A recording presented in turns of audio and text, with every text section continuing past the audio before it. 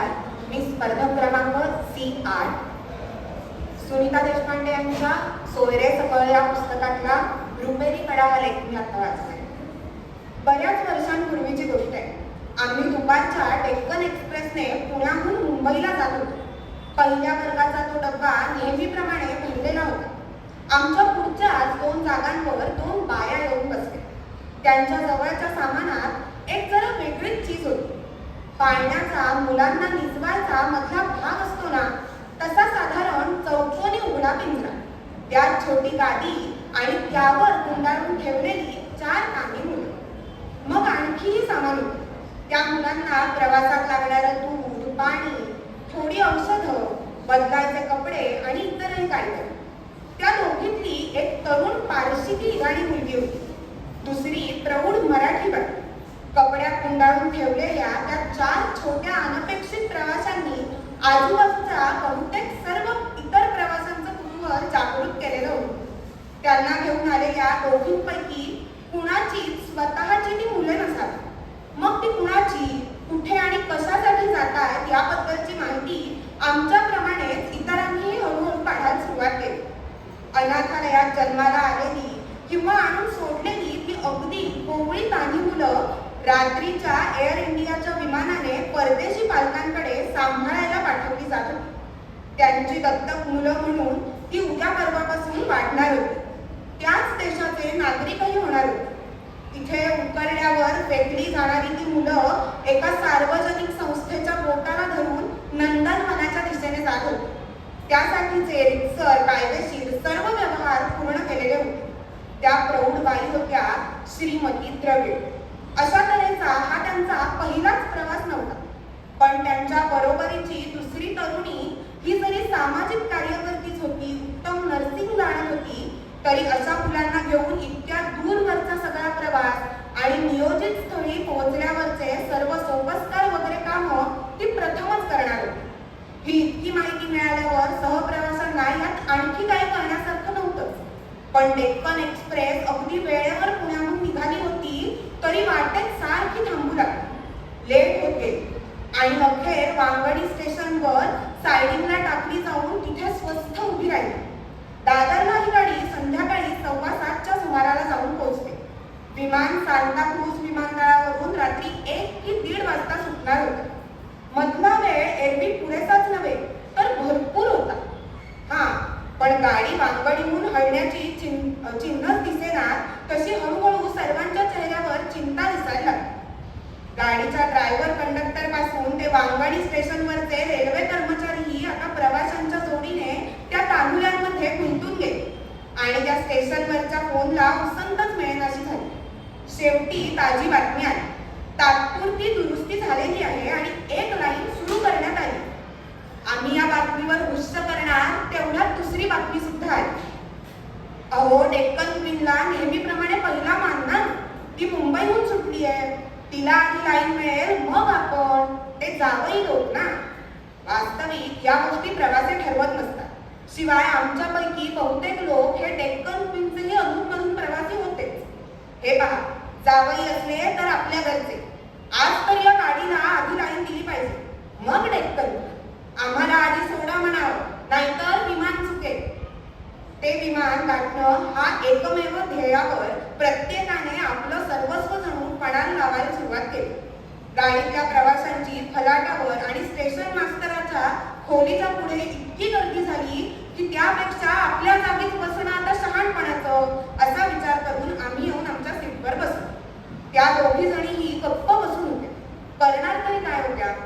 इतक्यात आरडाओरडा सुरू झाला.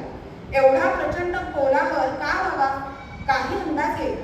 थोड्या वेळात पुन्हा सगळे शांत झाले आणि मग आणखी काही काळानंतर जो तो आपल्या आपापल्या जागी बसायला गाडीकडे धावला. याचा अर्थ आता आमची गाडी सुटणार होती. मग आम्हाला अजून एक बातमी कळली, ती अशी की कोणत्याही परिस्थितीत निदान आज तरी डेक्कन क्वीनच्या आधी आमच्या गाडीला लाईन मिळालीच पाहिजे हा समस्त प्रवाशांचा निर्णय वांगडीच्या स्टेशन मास्तरासह सर्व रेल्वे कर्मचाऱ्यांना क्षणार्धात पटला होता. फक्त तो लाईन देणाऱ्या संबंधितांना पटायला हवा होता. त्यांनी लगेच फोन केला आणि प्रवासी इतके खवळले की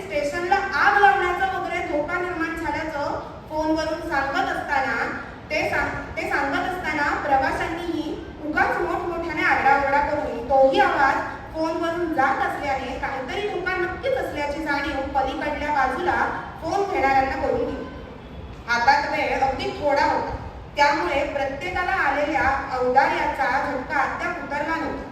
दादरला गाडी थांबताच त्या दोघींना प्रथम उतरून देणं, डब्यात शिरलेल्या पहिल्या हमालाला त्यांचं सामान घ्यायला सांगणं, धावत जाऊन टॅक्सी पकडणं आणि ती टॅक्सी प्रथम त्या दोघींना द्यायला जाणं, त्यांना आपल्या हातून काही ना काही मदत व्हावी म्हणून प्रत्येक जण धडपडत होता.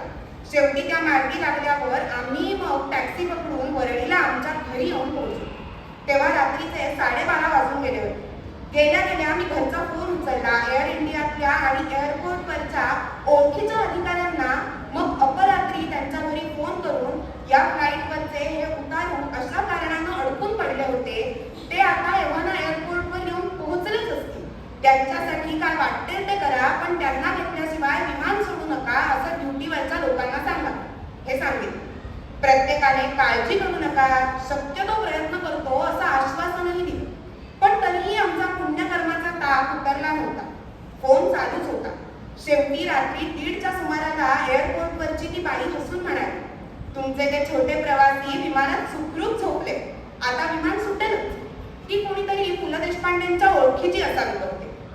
मी प्रत्येक फोनच्या आधी माफ करा, मी पु ल देशपांडेंच्या घरून बोलतेय हे वाक्य फेकतच होते. पलीकडे फोन घेणारा कुणी मराठी माणूस असेल तर नक्कीच माझं काम होणार असा एकच मंत्र मला माहीत होता. समाजसेवा म्हणावी तर त्या दोघींप्रमाणे इतरही अनेक माणसं अनेक कार्यक्षेत्रात अशी किंवा याहूनही मोलाची कामगिरी जगभर करतायत हेही आम्हाला कळत होतं. समजा गाडी लेट झाली नसती तर आम्ही त्या मुलांची, जरा वेगळे सहप्रवासी या पलीकडे फारशी दखलही घेतली नसती. स्वतःच्या गाडीतून जाताना उद्या पुन्हा भिकाऱ्याचं पोर उकिरड्यात खेळताना पाहिलं तर त्याच्या भवितव्याची चिंता आम्ही करूच याची खात्री नाही नव्हे, बहुधा करणारच नाही असं म्हणायलाही काही हरकत नाही. त्या काही तासांच्या विशिष्ट घटनेतून निर्माण झालेले हे खरे जातीवंत सुखांत नाट्य, कुणाचाही कुणाशीही संबंध नसलेलं, प्रत्येक वर्गातले आणि दुसऱ्या वर्गातले प्रवासी आणि रेल्वे कर्मचारी, पासवाले, तिकीटवाले असे हजारो पोटभेद करून नेहमी प्रवास करणारे आम्ही आज ज्या देशात ती अर्भक दत्तक म्हणून गेली त्याच देशाशी उद्या भारताचं युद्ध का होणार नाही असा विचार न करता त्यांना मदत करत होतो. आज पाहावं तिथे काँग्रेस गवतासारखी बेपरवाईची पोखावलेली दिसत असताना एका पुणे मुंबई प्रवासातल्या त्या अनुभवाची आठवण मोहरलेल्या आंब्याच्या झाडावरून येणाऱ्या गार वाऱ्याच्या झुळकीसारखी किंवा एखाद्या संध्याकाळी काळ्या कुट्ट ढगांना लागणाऱ्या रुपेरी कडांसारखी सुखावून जाते. प्रत्येक माणसात असा हा बौद्धिक पातळीवरचा आत्मविसर्जनाचा संभव कुठेतरी लपलेला असतोच आणि तो शोधून काढून वनी तो चेतवावारे असा चेतवता येतो की एखाद्या उल्कापातासारखा हा लख्खकण प्रत्ययाला येऊन विझून जाणारा आकस्मिक अपघातच असतो. समाधानाची गोष्ट एकच म्हणता येईल की हे उल्कापात देखील जगाच्या पाठीवर सतत कुठे ना कुठे लहान मोठ्या प्रमाणात होतच असतात. आपल्या विशेषतः 24 तास जगमगाटात जगणाऱ्या शहरवासियांच्या नजरेच्या टप्प्यात हे फारसे येत नाही इतकंच. धन्यवाद.